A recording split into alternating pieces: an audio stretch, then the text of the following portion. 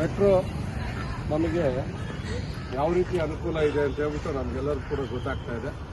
Metro ಅಲ್ಲಿ ಪ್ರಯಾಣ ಮಾಡಿದ್ರೆ ಆರಾಮಾಗಿ ನಾವು ಇಡೀ ಎಲ್ಲ ಬೆಂಗಳೂರಿನ ಎಲ್ಲ ಸ್ಥಳಗಳಿಗೂ ಕೂಡ ಮುಟ್ಟುವಂಥದ್ದಾಗ್ತದೆ. ಆದ್ದರಿಂದ ನಾವೆಲ್ಲ ಕೂಡ ಮೆಟ್ರೋ ಅಲ್ಲಿ ಪ್ರಯಾಣ ಮಾಡೋಣ, ಪೊಲ್ಯೂಷನನ್ನು ಕಡಿಮೆ ಮಾಡೋಣ, ಟ್ರಾಫಿಕ್ಕನ್ನು ಕೂಡ ಕಡಿಮೆ ಮಾಡೋಣ.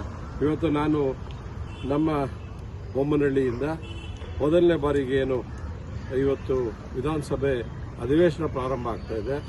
ಇವತ್ತು ವಿಧಾನಸಭಾ ಅಧಿವೇಶನಕ್ಕೆ ಪೂರ್ತಿಯಾಗಿ ನಾನು ಮೆಟ್ರೋದಲ್ಲೇ ಪ್ರಯಾಣ ಮಾಡಿದ್ದೇನೆ.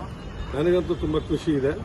ಜನರು ಮೆಟ್ರೋದಲ್ಲೇ ಓಡಾಡಿ ಆದಷ್ಟು ಟ್ರಾಫಿಕ್ ಕಡಿಮೆ ಮಾಡೋಣ, ಬೆಂಗಳೂರನ್ನು ನಾವು ಉಳಿಸೋಣ, ಮತ್ತು ಏನು ಪೊಲ್ಯೂಷನ್ ಫ್ರೀ ಆಗಬೇಕು ಅಂತೆಲ್ಲ ನಾವು ಮಾತಾಡ್ತೇವೆ.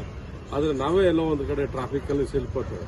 ಅದರಿಂದ ಆದಷ್ಟು ಈ ಥರ ಮಾಸ್ ಟ್ರಾನ್ಸ್ಪೋರ್ಟನ್ನು ಯೂಸ್ ಮಾಡೋ ಮೂಲಕ ನಾವು ಟ್ರಾಫಿಕ್ಕಿಗೆ ತೊಂದರೆ ಆಗದ ರೀತಿಯಲ್ಲಿ ಮಾಡೋಣ. ಬನ್ನಿ, ಎಲ್ಲರೂ ಮೆಟ್ರೋದಲ್ಲಿ ಪ್ರಯಾಣ ಮಾಡೋಣ.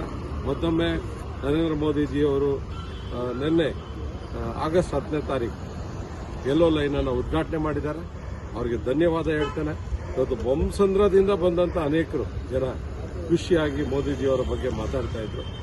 ಇನ್ನು ಮುಂದಿನ ದಿನಗಳಲ್ಲಿ ನಮ್ಮ ಬನ್ನೇರುಘಟ್ಟದಿಂದ ಬರುವಂಥ ಪಿಂಕ್ ಲೈನು ಕೂಡ ಕನೆಕ್ಟಿವಿಟಿ ಆದರೆ ಇನ್ನಷ್ಟು ವೇಗ ಪಡ್ಕೊಳ್ಳುತ್ತೆ, ಜನರ ಒಂದು ಸಿಟಿಯಲ್ಲಿ ಓಡಾಟ ಮಾಡೋವಂಥದ್ದು, ಮತ್ತು ಟ್ರಾಫಿಕ್ಕು ಕೂಡ ಕಡಿಮೆ ಆಗುತ್ತೆ. ಎಲ್ಲರಿಗೂ ಧನ್ಯವಾದ. ಬನ್ನಿ, ಮೆಟ್ರೋದಲ್ಲಿ ಪ್ರಯಾಣಿಸಿ. ನಾವೆಲ್ಲರೂ ಕೂಡ ಬೆಂಗಳೂರಿನ ಟ್ರಾಫಿಕ್ಕನ್ನು ಕಡಿಮೆ ಮಾಡೋಣ. Thank you.